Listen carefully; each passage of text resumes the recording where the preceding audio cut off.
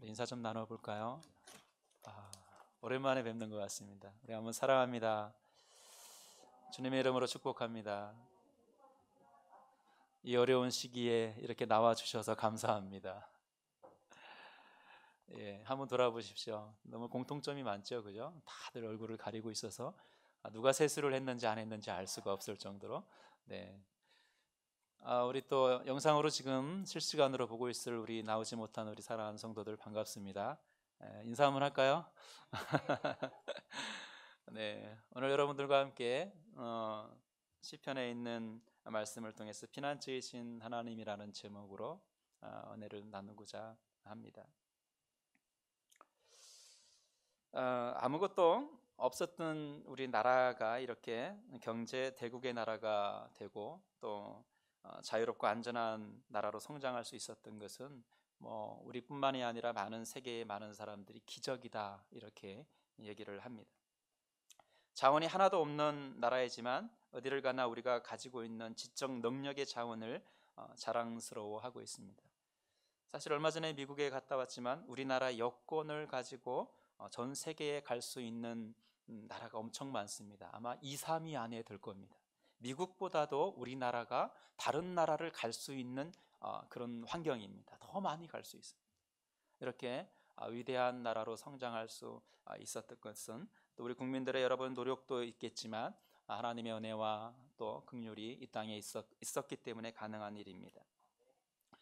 우리는 머리가 아주 똑똑한 나라이지만 선한 민족이고 남들에게 피해를 주지 않으면서 그렇게 살아왔습니다. 그렇게 또 옛날에는 그렇게 발전하지 않아도 먹고 사는 것으로 만족한 민족이었을 것입니다. 똑똑하지만 그렇다고 해서 뭔가를 발전을 해서 위대한 민족이 되겠다 그런 것이 아니라 정말 머리는 좋고 똑똑하고 아주 또 선하고 그런 삶을 통해서 남에게 피해는 주지 아니하고 그렇게 먹고 사는 것으로 만족하며 살 수 있는 그런 아름다운 민족이 우리 민족이 아니었나 하는 생각을 해봅니다. 그러나 우리의 의지와는 상관없이 수많은 침략과 약탈과 또 죽음의 문턱이 코앞에 닥치는 전쟁이 휘몰아치는 역사적인 경험들을 통해서 우리 민족은 점점 오히려 더 강해졌습니다. 악착 같은 삶을 살았기에 또 지금의 이런 경제 대국을 이루고 살고 있지 않나 하는 생각을 한번 해봅니다. 여러분 그 LA에 잠깐 이제 우리가 갔다 왔지 않습니까? 그 LA 중심 가운데에 한인타운이 있습니다. 그곳에서는 가장 큰 타운을 이루고 있다고 합니다. 놀라지 않을 수가 없는 겁니다. 이 작은 나라가 그곳에서 중심적인 역할들을 하면서 살아간다는 것이 너무나도 자랑스러웠고 또한 그곳에 있는 많은 사람들은 이 나라 이 민족을 걱정하면서 기도하고 하루도 쉬지 않고 나라와 민족을 위해서 기도하고 있다는 이야기에 너무나도 감명을 받았습니다. 원래 위대한 민족이었지만 또한 복음이 이 땅에 정착하면서 가난하고 헐벗은 사람들을 돕고 학교를 지어서 교육하고 또 병원을 지어서 아픈 자들을 돌보고 복지 시설을 통해서 또 부모를 잃은 아이들을 돌보거나 또 여러 가지 지체장애자나 힘드는 사람들을 돌보는 그런 사랑을 또 이 복음을 들고 함께 전했습니다. 그 밑거름은 오늘날 어디에서나 하나님의 말씀을 들을 수 있는 나라가 되었다는 것입니다. 그러나 안타깝게도 이런 아름다운 성장 뒤에는 또 다른 욕심의 사람들도 함께 성장한다는 것이 너무나 안타깝습니다.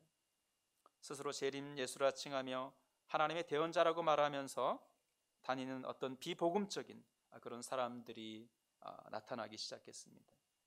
그런 사람들을 통해서 힘이 없고 연약한 사람들을 선량한 백성들을 속이고 사기치면서 자신들의 배를 불리고 왕처럼 살아가면서 불쌍하게도 그를 따르는 안타까운 사람들은 가정이 파괴되고 또 한 가지밖에 바라볼 수 없는 단편적 교육을 통해서 사회와 연합할 수 없는 그런 안타까운 현실까지 다가온 모습들을 우리는 경험하고 있습니다. 잘못된 진리가 그들에게 옳은 진리로 각인되면서 죽음도 불사하고 그들의 생명을 다해서 헌신하고 그것이 진리인 양 그렇게 쫓아가는 이 나라 이 민족이 되어 있습니다. 이성도 없고 타협도 없고 또 자기를 돌아볼 능력도 저하됩니다. 오히려 두려움은 강한 고집으로 변하고 돌아올 수 없는 길을 걷고 있지만 그 길만이 진리의 길로 착각하면서 어둠의 종착역을 향해서 달려가는 모습을 우리는 이번 사태를 통해서 보고 있는 것입니다. 우리는 이번 코로나19의 사태를 통해서 잘못된 신앙의 길을 걷는 사람들의 위험함을 절실히 느끼고 있습니다. 또한 그들을 통하여 선량한 시민들이 피해를 입고 또한 믿음의 정도를 걷는 기존 교회와 성도들에게 엄청난 피해를 안겨주는 모습을 볼 수 있습니다. 그러나 우리는 그들을 비난하며 회피하며 손가락질해서는 안 됩니다. 오히려 그들이 다시 돌아올 수 있도록 따뜻하게 안아주어야 합니다. 물론 힘든 상황이라는 것을 잘 압니다. 그러나 그들 또한 하나님의 사랑하시는 어린 양이라는 것입니다. 그들이 돌아와서 다시 하나님 앞에 회개하고 잘못된 길을 반성하며 새 삶을 살아갈 수 있도록 교회들은 대책을 세워서 그들을 사랑으로 끌어안을 수 있는 모습들이 우리에게 필요하지 않나 하는 생각을 해봅니다.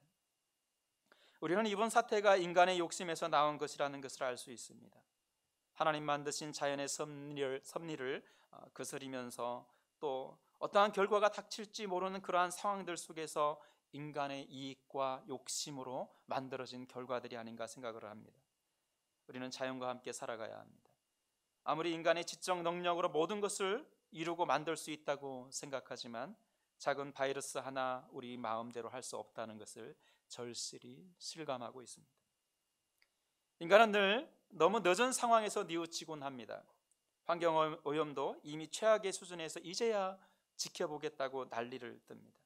너무 많은 개발과 파괴를 통해서 이제야 좀 아껴보고 보존하자고 이야기합니다. 이미 하나님은 우리가 그냥 살아갈 수 있는 아름다운 자연과 풍부한 자연을 주셨음에도 불구하고 우리는 좀 더 많이, 더 좋게, 더 값지게, 더 이런 모습으로 인간의 욕심은 끝이 없이 치솟지만 그 결과는 모두가 불행한 결과를 만들고 있다는 것을 우리는 알아야 합니다. 주어진 것에 만족하고 순응하면서 함께 동행하며 살아가는 순수한 마음이 다시 돌아오기를 기대해 봅니다. 우리의 신앙도 마찬가지입니다. 좀 더 주님 앞에 순수하게 우리의 깨끗한 모습으로 오로지 주님이 우리를 사랑한 것처럼 우리가 주님을 사랑하고 내 이웃을 사랑할 수 있는 순수함으로 돌아간 깨끗한 신앙으로 돌아서야 합니다. 우리는 지금 위기에 서 있습니다. 원인이 어떠하든지 지금 이 순간을 모든 국민들이 함께 힘을 합쳐 해결해야 합니다. 여러 가지 대책과 근본적인 일들을 정부의 협조 아래 잘 협력해야 합니다. 그래야 우리는 다시 일어설 수 있습니다. 그리고 우리의 신앙인들은 더욱 하나님 앞에 나와 우리의 모습을 회개하며 하나님의 은혜를 간구해야 합니다.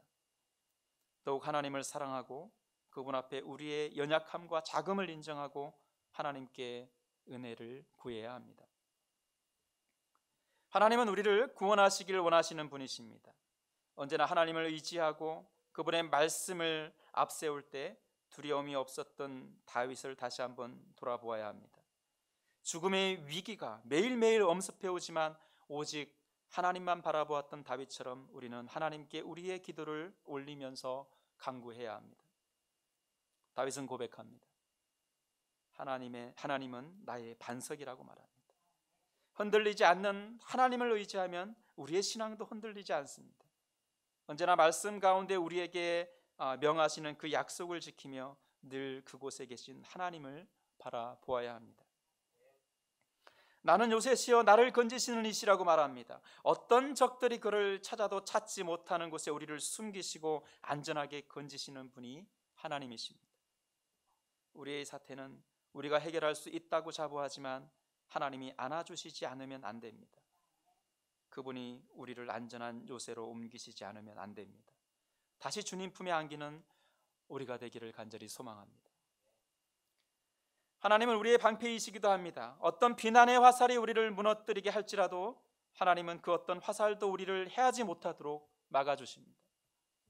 이번 사태를 통해서 교회도 세상 사람들이 보는 눈은 따뜻하지 못합니다. 가장 냉랭한 눈빛의 화살로 우리를 바라볼 것입니다. 다들 예배를 중단하라고 얘기합니다. 이번 주에 예배를 드리지 않아도 하나님은 아무런 역사를 일으키시지 않을 거라고 얘기합니다. 그러나 하나님은 그들의 마음을 녹이실 것입니다. 우리를 비난하고 불평하고 손가락질하는 그들의 마음을 다시 녹이실 것입니다. 우리가 하나님 앞에 하나님의 말씀으로 바로 살아가면 다시 그들의 시선은 녹아지고 하나님을 우러러 보게 될 것입니다. 하나님은 언제나 우리를 구원하시기 위해 어린 양을 찾아 헤매는 분이십니다. 때론 진노로 우리에게 경고하시지만 무엇보다 그분의 목적은 우리를 구원하시기 위한 사랑이라는 사실을 우리는 기억해야 합니다. 그래서 우리는 하나님을 찬송할 수밖에 없습니다. 다윗도 말합니다. 내가 찬송받으실 여호와께 아뢰리니 내 원수들에게서 구원을 얻으리로다. 이렇게 말합니다. 6절에 이렇게 고백합니다. 내가 환난 중에 여호와께서 아뢰며 나의 하나님께 부르짖었더니 그가 그의 성전에서 내 소리를 들으시며 그의 앞에서 나의 부르짖음이 그의 귀에 들렸도다. 우리가 환난 가운데 어떻게 해야 합니까? 주님 앞에 부르짖음으로 기도해야 합니다. 그때 어떻게 하십니까? 하나님은 우리의 기도를 들으십니다. 하나님을 사랑하는 자들이 하나님께 부르짖어 기도하는 일에 하나님은 응답하십니다. 우리의 어려운 처지와 힘든 상황이지만 이러한 때일수록 더욱 하나님 앞에 나아가 그분이 우리를 사랑하신다는 믿음을 통해서 하나님이 일하시도록 해야 합니다. 하나님이 일어나시면 모든 것이 해결됩니다. 16절에 그가 높은 곳에서 손을 펴사 나를 붙잡아 주시며 많은 물에서 나를 건져내셨도다 라고 말합니다. 주님의 손은 우리가 아무리 어려운 처지에 놓일지라도 놓지 않으십니다. 꼭 붙들어 주십니다. 언제나 어디서나 우리를 구원하십니다. 힘들어 어려운 시기지만 주님만 의지하고 최선을 다하여 하나님을 바라보는 여러분이 되시기를 소망합니다. 하나님은 우리를 절대 놓지 않으십니다. 하나님은 끝까지 우리를 포기하지 않으십니다. 19절에 나를 넓은 곳으로 인도하시고 나를 기뻐하심으로 나를 구원하셨도다 라고 고백합니다. 결국에는 우리의 하나님은 기쁨으로 우리를 구원하십니다. 참고 견디고 바라고 소망하는 가운데 하나님은 이미 우리의 길을 인도하시고 안전한 곳으로 피하게 하십니다. 어렵고 힘든 시기지만 함께 고통을 담당하며 세상의 원망과 사람을 미워하는 마음보다 우리를 사랑하시는 하나님을 바라보아야 합니다. 지금 우리에게 닥친 불안과 공포와 의심과 미움은 하나님이 원하시는 것이 아닙니다. 오직 하나님을 바라보고 그가 우리에게 말씀하시는 경고 앞에 겸손히 주님을 만나고 구원의 기도를 올려드려야 합니다. 여러분, 사람을 미워하지 마십시오. 그들도 상당히 불쌍한 사람들입니다. 여러분, 그들이 우리에게 바이러스를 전한다고 해서 사람을 미워할 수는 없습니다. 단지 우리가 해야 할 것은 우리의 잘못을 주님 앞에 회개하는 것이 우선입니다. 이 나라 이 땅에 주님의 평화가 넘쳐나고 하나님의 찬양 소리가 온 나라를 울리는 아름다운 주님의 나라가 이 땅에 다시 올 수 있도록 우리는 다시 무릎으로 나아가야 합니다. 사랑하는 천원리 전원교회 성도 여러분, 어려운 시기지만 여러분 희망을 바라보십시오. 우리를 찾으시는 주님을 바라보십시오. 그분은 우리를 구원하시는 하나님이십니다. 우리의 반석이시고 요새시며 피할 바위시고 우리의 방패이십니다. 우리의 구원의 뿌리시고 우리를 구원하실 여호와 하나님이십니다. 우리가 두려워할 것은 하나님을 떠나는 것이 두려운 것입니다. 좀 더 하나님을 바라보며 담대함으로 세상과 겨루어 이기시기 바랍니다. 그리고 주님이 우리에게 주신 사랑을 품고 그 사랑을 세상의 많은 사람들을 사랑할 수 있도록 우리 함께 천원리 전원교회 모든 성도들과 함께 다시 뛰는 그런 신앙의 공동체가 되기를 간절히 소망합니다. 어렵습니다. 힘듭니다. 모이기를 패하고 있는 이 시기에 우리는 좀 더 주님께로 다가가 하나님께 예배하며 경배하며 주님을 찬양하는 시기로 다시 발돋움하기를 간절히 여러분과 함께 나아가기를 원합니다.